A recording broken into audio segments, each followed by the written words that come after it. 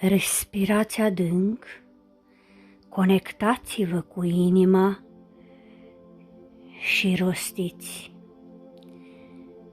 Decid scoaterea din mintea mea a tuturor credințelor, conceptelor, gândurilor, imaginilor, frazelor, oamenilor negativi și totul care m-a limitat până acum în creșterea mea morală, profesională, financiară și spirituală.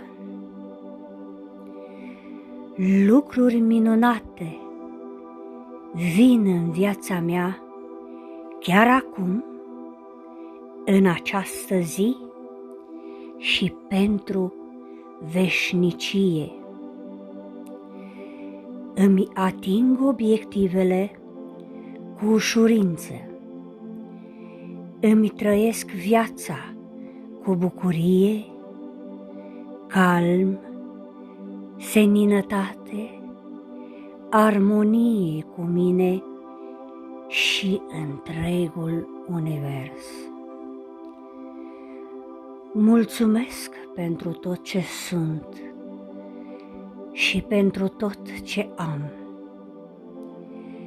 Știu că puterea conștiinței este nelimitată și că conștiința unică este cu mine peste tot. Recunosc că sunt o ființă în continuă mișcare de evoluție. Acum îmi aleg progresul fizic, mental, emoțional și spiritual și mulțumesc pentru starea mea de fericire.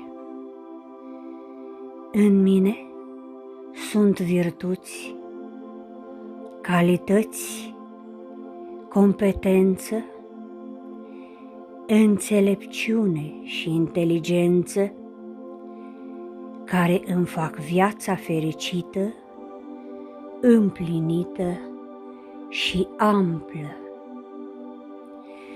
Depășesc orice fel de obstacol. Un viitor de multă acțiune, construcție și bucurie este desenat înaintea mea. Surprize minunate vin acum în viața mea. Este minunat cum sunt mai fericită în orice moment. Celulele mele se reînnoiesc în mod normal și ordonat, la fel ca și hormonii mei. Organismul meu funcționează armonios și sunt toată sănătatea,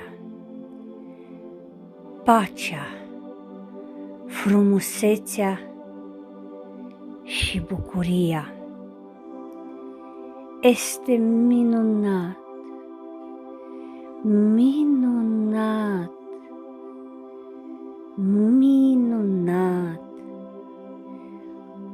Viața mea este prosperă. Toți banii de care am nevoie îmi vin ușor din surse infinite. Banii curg mereu spre mine în avalanșă și abundență, pentru că bogăția îmi aparține și face parte din viața mea în fiecare moment.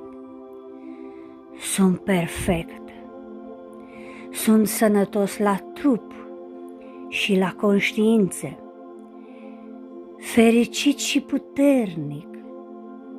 Am dragoste și mult noroc. Sunt fericit, inteligent, trăiesc pozitiv. Am liniște.